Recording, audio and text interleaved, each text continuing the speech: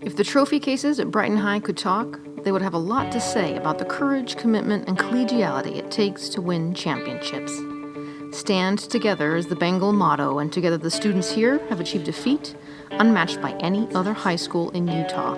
120 team state championship titles.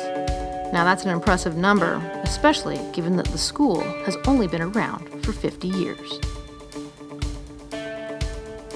The 120th title belongs to the boys' soccer team, which clinched the 2019 5A championship with an impressive, crowd-pleasing play in overtime. Are your state champions in 2019? It's an honor to be the 120th at Brighton, just to be a part of the tradition of excellence at the school, and to think it's 120 is kind of amazing to think about.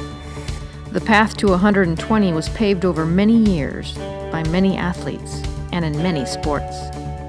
120 state championships in 50 years is unparalleled. There's schools, just in this area who've been around for twice that long, and they don't have half that many state championships. So I think, the fact that Brighton has been perennially competitive in many sports just speaks to the level of expectations of the community, the excellence that goes on in those homes, and just the overall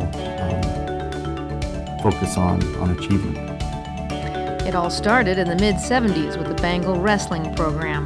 Brighton opened in 1969, and years of mentoring and team building by coaches Don Neff and Dave Chavis paid off in 1974 with the first of 13 first-place finishes over 14 years. 6 of Brighton's first 10 championships were in wrestling.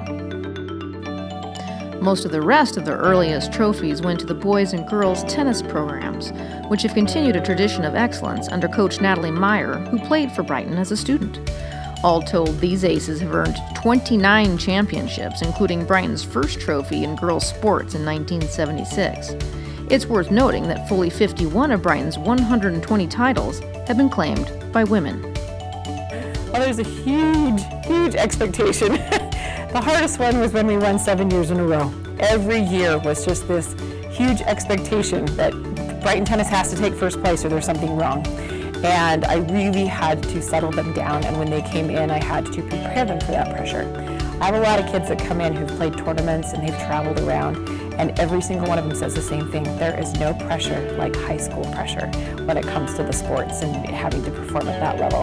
So I try to put them at ease and give them a comfort level that if they can walk off the court and tell me that they've given 100%, I really don't care if they win or lose. But the undisputed leader is the Bengal swim program.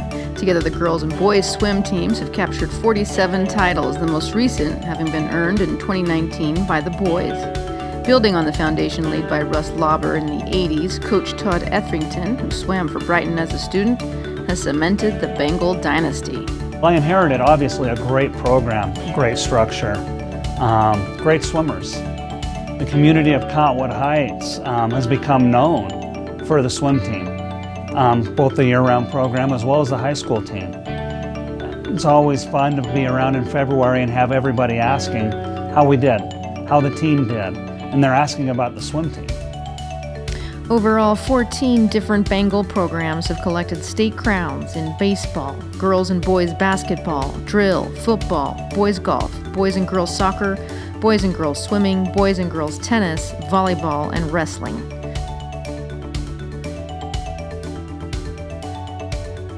Who is next? Well, that's anyone's guess, but as the coaches will tell you, high school sports is about so much more than winning championships. It really has become for us a family. We come together as a family, we bring everybody's families in together. We want the kids to be able to get to a point where they have improved their skills, they have learned to be good sportsmen, and that they have established lifelong relationships with their colleagues. I mean, the biggest thing we talk about is come in and do the best you can.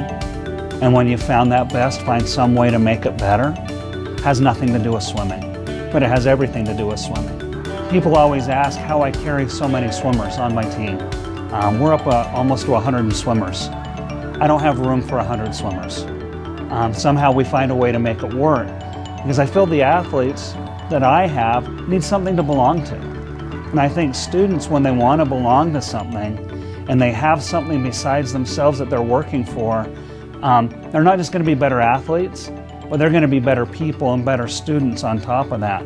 So as far as athletics go, I think the pride that you have in your athletics makes your academics that much stronger, because the kids believe in something beyond themselves.